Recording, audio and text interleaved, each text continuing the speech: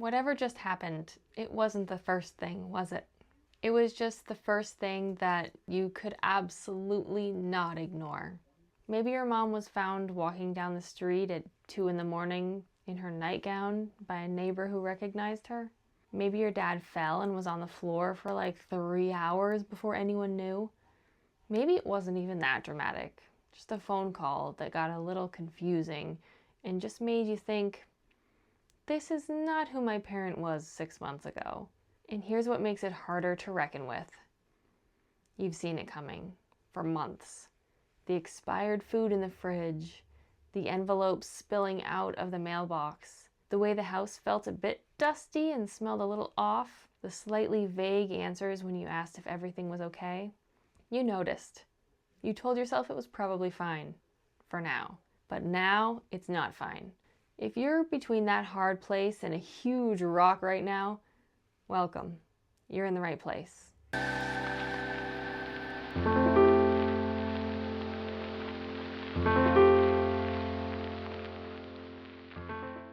I want to say this clearly before we get into the practical stuff. You're not behind. You're not a bad son or a bad daughter. This video is about the next 30 days. What needs to happen, in what order, and what most families do the hard way instead. 30 days, because that's roughly the window you have before the situation starts making decisions for you. It's not a guarantee, it's just a pattern that shows up pretty consistently. We're going to talk about what actually needs to happen first, what can wait, and why the Google search, the tours, the waiting lists should be one of the last steps, not the first. I'll also point you to some specific New Hampshire resources. The links and phone numbers will be in the description for when you're ready. I'm Hannah.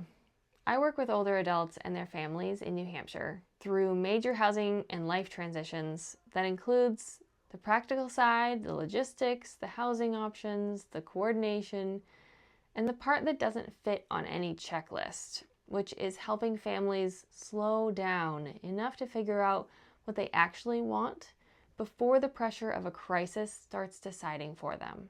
Before I got into this work, I was a specialized support caregiver for older adults.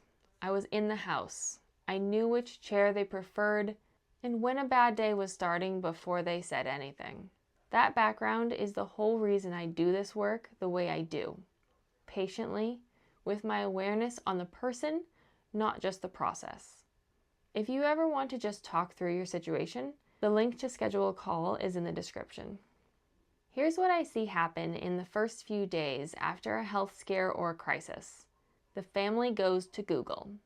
That's probably how you found me. They search for local assisted living communities, they call a few places, they get on waiting lists, and they either move too fast because they're making a decision while they're still in shock, or they freeze entirely because the list of options is long and everyone disagrees about what feels right. Meanwhile, the house is still full of a lifetime of belongings. There may not be enough legal documents in place.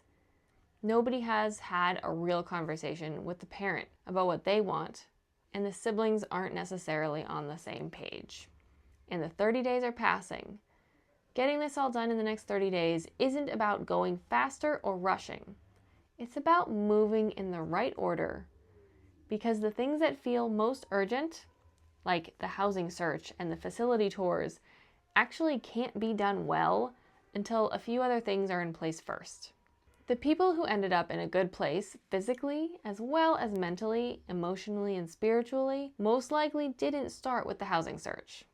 They started with the people, the parent, the doctor, the attorney, the financial planner, each other.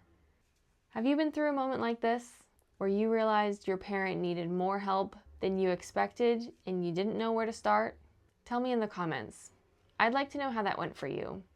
Did it end up working out, or was it harder than it needed to be? Are you glad you did everything the way you did it? Let us know in the comments. Someone else might need to hear about what you learned. So here's the thing that most people don't say. It's that the housing decision is one of the last decisions you should make, not the first. Before you can evaluate or consider any senior living community, you'll want to consider these questions about your parent. Where do they want to be next? What do they think is happening right now? What would a good outcome actually look like for them? What do they need medically? What can they afford? Who else needs to be in this conversation that isn't yet? Who has the legal authority to act if the parent reaches a point where they can't make decisions for themselves? What is your parent most afraid of? What are you most afraid of? Those questions have to come before the tours. I made a whole separate video about what the housing options in New Hampshire actually are. The 5 categories, what they cost in general terms, what distinguishes assisted living from a continuing care retirement community, and where most families go wrong early in that process. That video is linked in the description, so you can watch it after this one. Do you agree with this order of priorities, putting the people involved before the housing decision? Or do you think there's a better way to do it? Tell us in the comments. Okay, now let me finally give you a rough shape for how these 30 days can work. But before you make a single phone call, have one honest conversation with your parent about what they want. You'll want to discover 3 important things: what they understand about their current situation, what they're most afraid of, and what they'd want if they could have anything. You're not problem solving yet, you're just listening. The first week is about legal and medical ground. If your parent doesn't have a durable power of attorney and a healthcare proxy in place, the first call you need to make is to an elder law attorney. Not the second call, the first. New Hampshire Legal Assistance has a free legal advice line for adults 60 and older. You can call that line and get actual legal guidance on what documents exist, what's missing, and what your options are if mental capacity is already becoming a question. That number will be in the description below. The medical conversation also belongs in week 1, a direct, honest conversation with your parent's primary care doctor about what you're seeing, what the diagnosis picture looks like, and what the likely trajectory is. You need that information before you can make good decisions about anything else. The second week is about understanding what care actually looks like. This is when you call the New Hampshire Aging and Disability Resource Center. These calls are free and there's no eligibility requirement. What they do is called options counseling. It's a real conversation with a trained specialist who will help you understand what services and support exist in New Hampshire for your specific situation. In-home care, Medicaid, long-term care options, financial assistance programs, the whole thing, organized around what you're actually dealing with. If you don't know where to start, this call is what orients you. Go in with questions. What in-home care services are available in this town or county? What's the waitlist reality for different levels of care? What does Medicaid actually cover? The more specific you are, the more useful the call will be. Granite State Independent Living is also a great resource. They're based right in Concord, and they're a statewide nonprofit that works with seniors and people with disabilities on home care, transition services, and independent living support throughout New Hampshire. Week 2 is also the week you stop having separate conversations with each sibling and start having one conversation all together. Not to reach consensus, because that may take longer than a week, but to get everyone working with the same information. Different siblings have different risk tolerances, different interpretations of what a parent wants, different amounts of guilt and history shaping how they're hearing all this. A shared call or meeting, even a messy one, is better than 3 or more people making decisions in 3 different directions. The third week is about the house and the belongings. This house holds decades of someone's life. The stuff inside it isn't just stuff. It's the physical form of who a person was for a long time. A chair they sit in every morning, a trunk that to anyone else might look like it's full of old junk, a photograph that would mean nothing to anyone who didn't know the story.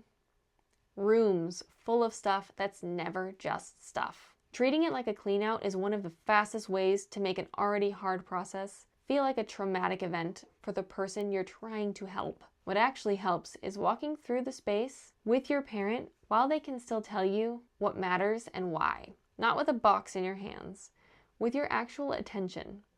Let them tell you what matters. Let them surprise you. The information you get from that walkthrough is irreplaceable, and it becomes impossible to get once the urgency of the move takes over. If the house is going to be sold, this is also when you start that conversation. Not by calling an agent yet, but by walking through the house with fresh eyes and asking what would need to happen before it could go on the market. Deferred maintenance, what's in the garage, what's in the attic, how long the belonging situation will realistically take. You want a realistic timeline, not an optimistic one. The conversation with your parent during this week needs to go deeper. Not just what matters, but what they want to take with them, what they want to pass on to specific people, and what they're genuinely ready to let go of. This conversation is also about the future, not just the past. What does a good daily life look like for them in a new place? What would make them feel at home? The fourth week is about building the actual plan. Define the decision and the timeline. Vague decisions stay unmade. Name the decision. Name the deadline. Assign roles in the family. Who is the point person for medical communication? Who is handling the financial coordination? Who is going to work with the realtor? These roles don't have to be permanent, but for the next 30 to 90 days, someone needs to own each responsibility. Build a communication rhythm. A weekly check-in between siblings prevents the slow accumulation of misunderstandings that turn into a blow-up 3 months in. Make a contingency plan. What happens if the situation changes faster than expected? What's the plan if your parent has another health event before the housing decision is made? Families who've thought through the contingency once, even briefly, handle the unexpected moment significantly better than those who don't. Plan your parents' transition, not just their move. Where will they sleep the first night in a new place? Who will be with them? What familiar objects will be there before they arrive? Who will help them unpack and decorate? What will the first week of their new routine look like? The logistics of a move might end on moving day, but the transition doesn't. The quality of the transition has a big impact on the quality of the aging parent's well-being. And finally, what's the plan for you? This is going to be hard. It's a major passage. I hope that you have someone to talk to. I hope you're honest with yourself about how you're doing with all of it. I hope you don't try to do it all on your own. You are not alone in this. So many other families in New Hampshire have been in the exact moment you're in right now. They got the call or found the parent on the floor. They sat in the driveway trying to figure out what to say when they went in, but they got through it. And when they look back, most of them say the same thing. They wish they had asked for help sooner. Maybe they could have handled it all on their own, and so could you, but you don't have to. The resources I mentioned are all in the description. The ADRC, the Legal Advice Line for Seniors, Granite State Independent Living. Take the numbers. Use them. If you want to talk to me directly, you can reach me at 603-573-6969 or schedule a call through the link in the description. Not a sales call, a real one. Just a few minutes to think through where you are and what actually makes sense to do next. In the next video, I'm going to tell you properly about The Slower Move, the senior transition company I founded. I'm also announcing something new that I'll be starting next week. I'll tell you about it on Friday. If this was useful, share it with someone who needs it right now. They may not be looking for it themselves yet. I'll see you Friday.